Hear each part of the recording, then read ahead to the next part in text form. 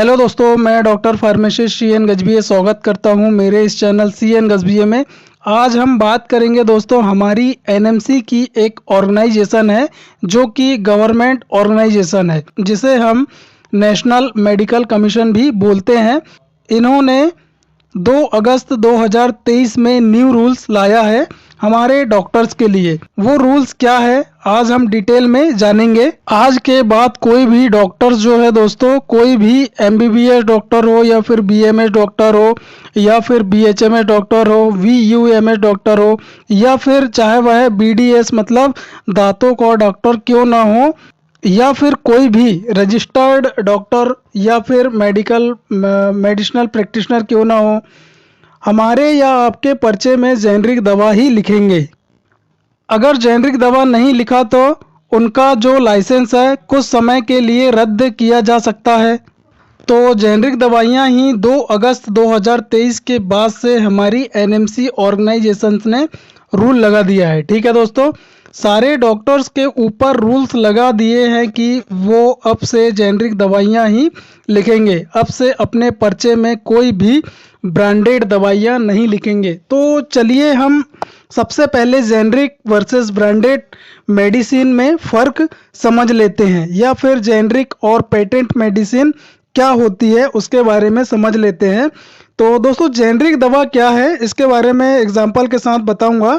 Example की इसमें बात करेंगे दोस्तों, आपको यदि फंगल इन्फेक्शन हुआ है और आपके डॉक्टर ने आपको इट्राकोनाजोल आपके पर्चे पर लिखा है, तो यह दवा जो होगी वह जेनरिक दवा होगी। ठीक है दोस्तों, इट्राकोनाजोल क्या है? जेनरिक दवा होगी। तो यह क्या है? फॉर्मूला है।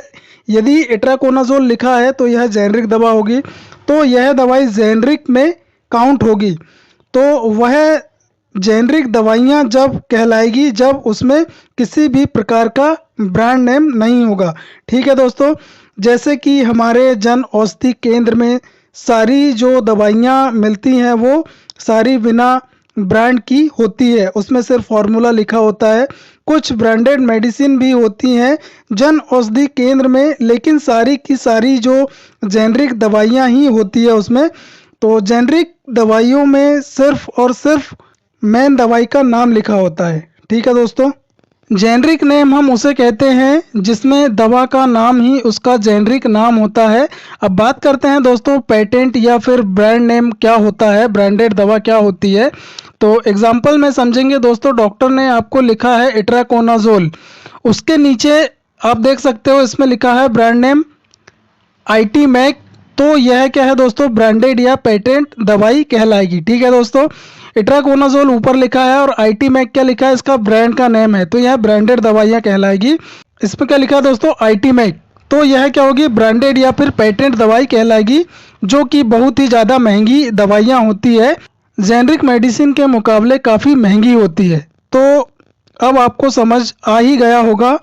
तो वीडियो में आगे चलते हैं दोस्तों और जानते हैं कि यह NMC का जो रूल्स है वो किसके लिए है। यह रूल्स डॉक्टर्स के लिए है कि उन्हें सिर्फ और सिर्फ जेनरिक मेडिसिन ही लिखना है।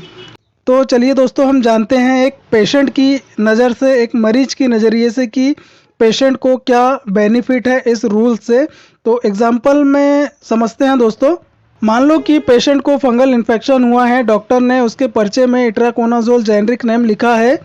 यह दवा आपको जब जन औषधि केंद्र पर जाओगे तो जन औषधि केंद्र पर ही मिलेगी या फिर जेनरिक मेडिकल स्टोर पर ही मिलेगी, और यह क्या है दोस्तों? सस्ते दाम में मिलेगी। यह फ़ायदा पेशेंट को होगा। इट्राकोनाजोल यदि पर्चे में लिखा है, आप जन औषधि केंद्र जाओगे तो वहाँ पे क्या है, ये दवा आपको सस्ती से सस्ती मिलेगी। दूसरे एग्जाम्पल में समझते हैं दोस्तों कि पेशेंट को किस प्रकार से इसमें घाटा हो सकता है, किस प्रकार से उसकी जेब पर दबाव पड़ सकता है, जेब पर खर्चा बढ़ सकता है। मान लो कि डॉक्टर ने इट्राकोनाजोल का ब्रांडेड नेम आपके पर्चे पर लिख दिया, जैसे कि ITMAC ब्रांड नेम है, तो आपके पर्चों पर उसने लिख दिया, डॉक्टर ने लिख दिया ITMAC। तो क्या है दोस्तों, आपको मेडिकल स्टोर वाला आपको इस दवाई का जितना भी दाम है, जितनी भी MRP है, उसी दाम में आपको देगा। ठीक है दोस्तों, तो उसमें पेशेंट को सुविधा या फिर मतलब सीधा सीधा जो है पूरा पैसा देना होगा। मान लो कि IT मैक की MRP 300 रुपये है, तो आपको 300 रुपये में ही वह दवाई खरीदना होगा। ठीक है दोस्तों, तो ये फ़र्क है ब्रांडेड दवा और जेनरिक दवा में। काम दोनों का एक ही है दोस्तों, उसमें भी इट्राकोनाजोल है, इसमें भी इट्राकोनाजोल है।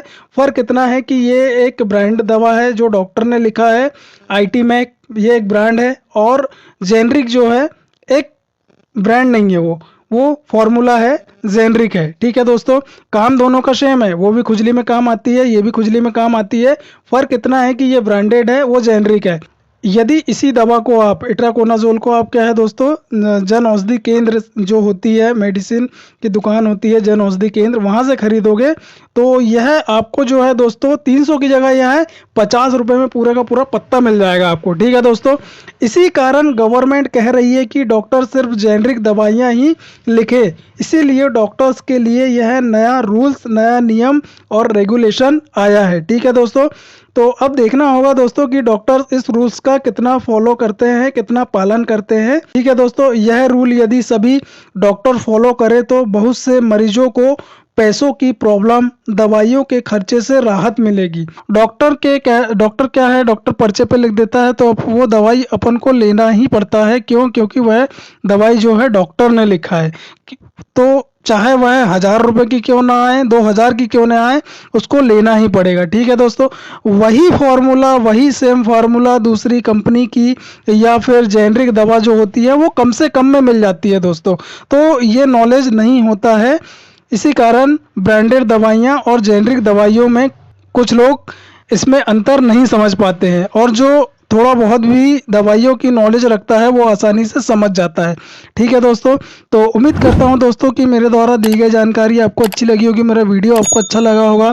मेरा वीडियो आपको अच्छा लगा तो प्लीज़ आप मेरे वीडियो को लाइक करें, शेयर करें, कमेंट्स करें, और यदि आप मेरे चैनल पर नए हैं तो प्लीज़ आप मेरे चैनल को सब्सक्राइब कर बेल आइकन के बटन को प्रेस कर दें, ताकि आने वाले समय में जब भी कोई नया वीडियो अपलोड करूँ तो उसका नोटिफिकेशन सबसे पहले आपको प्राप्त हो।